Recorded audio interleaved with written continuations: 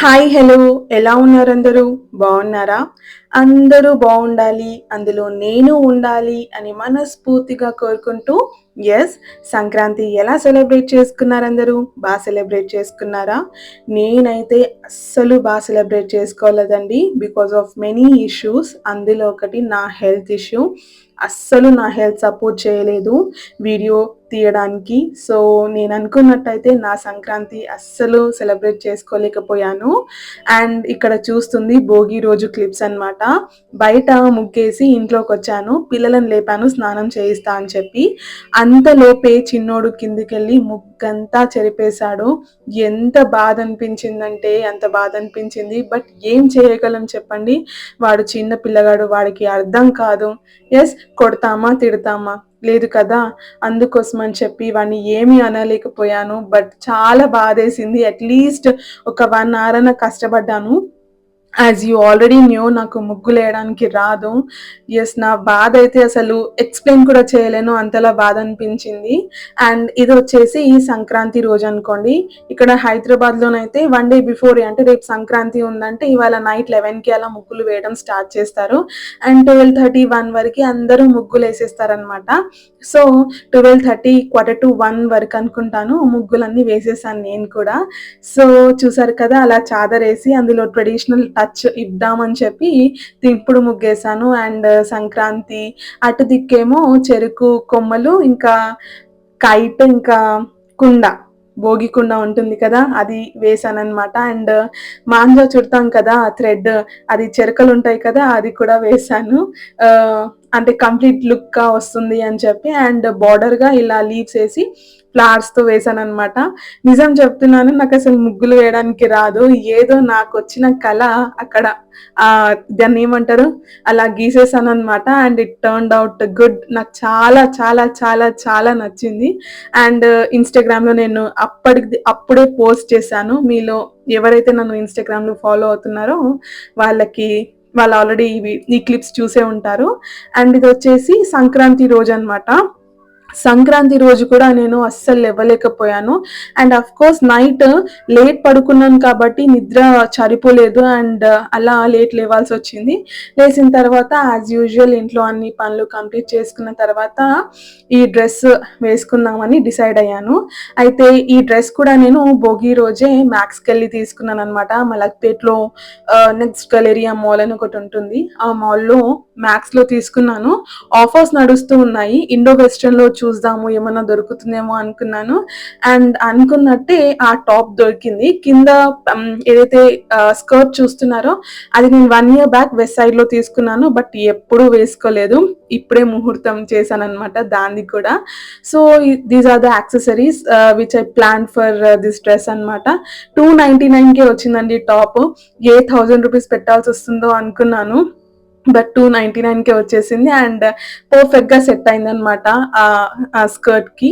And చెప్తున్నాను కదా, నేను ఏవి సరిగ్గా తీయలేదండి. అంటే వీడియో ప్రాపర్గా అంటే ఎడిటింగ్ అంటున్నాను, సారీ, వీడియో షూట్ చేయలేదన్నమాట. ట్రైపాడ్ పెట్టుకొని ప్రాపర్గా చేస్తున్నప్పుడు, వర్క్స్ చేస్తున్నప్పుడు షూట్ చేస్తాం కదా, అలా షూట్ చేయలేదు.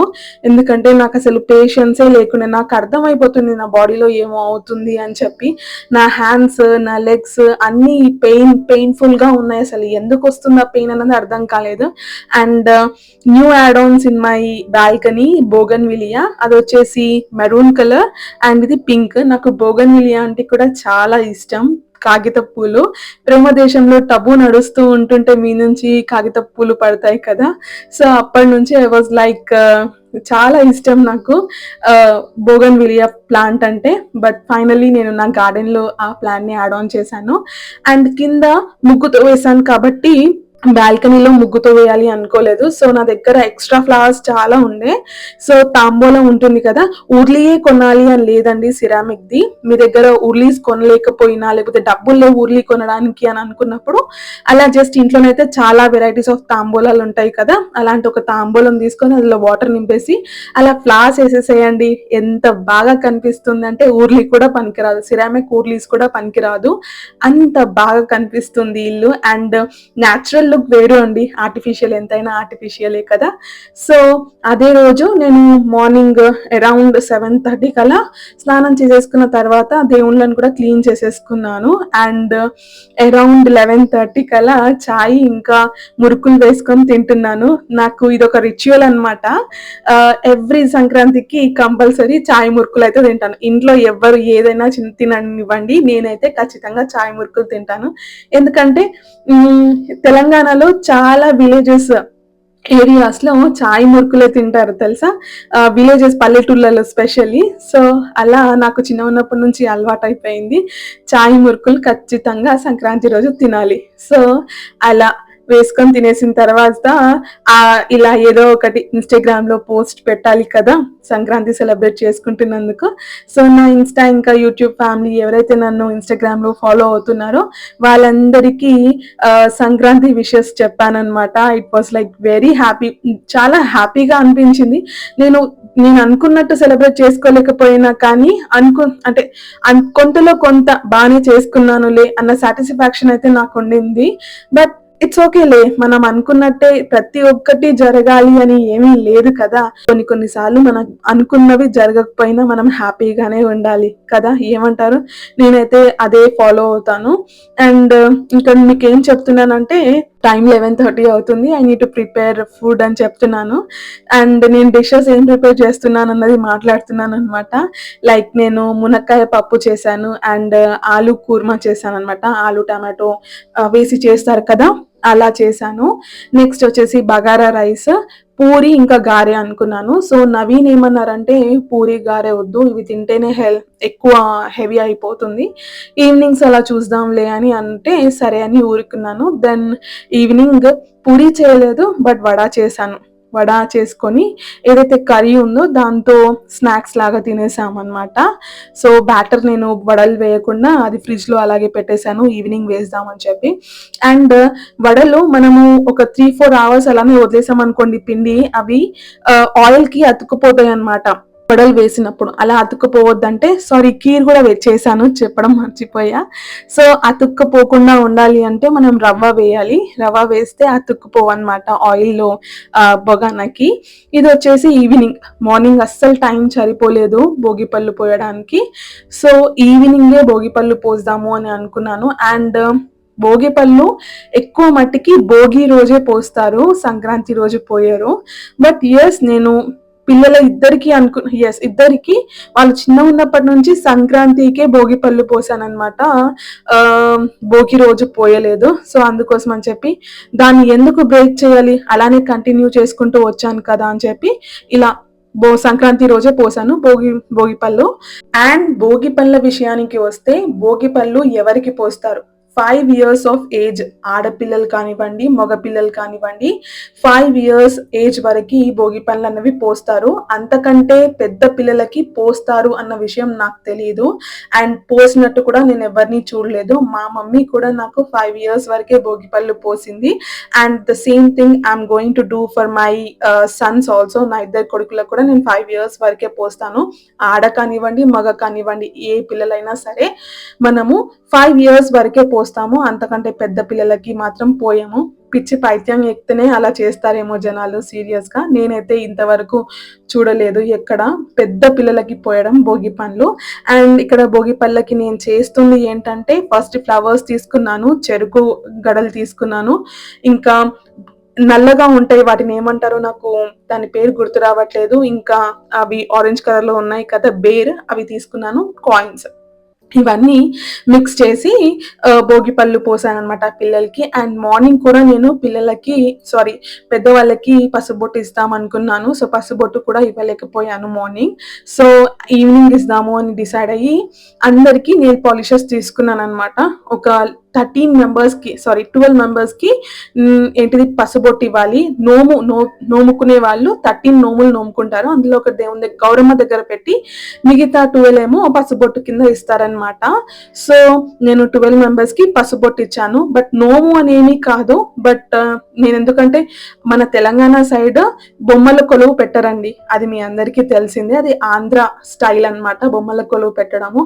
అండ్ ఎవరైతే ఆంధ్ర నుంచి వస్తారో వాళ్ళు ఇక్కడ తెలంగాణలో ఆ రిచువల్ ఫాలో అవుతారు. బట్ యూజువల్గా తెలంగాణలో పుట్టి పెరిగిన వాళ్ళు మాత్రం అంటే 4 fathers నుంచి తెలంగాణలోనే సెటిల్ అయి ఉన్న వాళ్ళైతే బొమ్మల కొలువు ఏంటి సంక్రాంతి రోజు పెట్టరు. అది మన ఫెస్టివల్ కాదు, అది మన రిచువల్ కూడా కాదు. సో నేను ఎప్పుడు సంక్రాంతికి ఇలా బొమ్మల కొలువులు లాంటివి మాత్రం ఏమీ పెట్టలేదు. అండ్ ఎస్, భోగి పళ్ళు ఇద్దరికి పోసేసాను.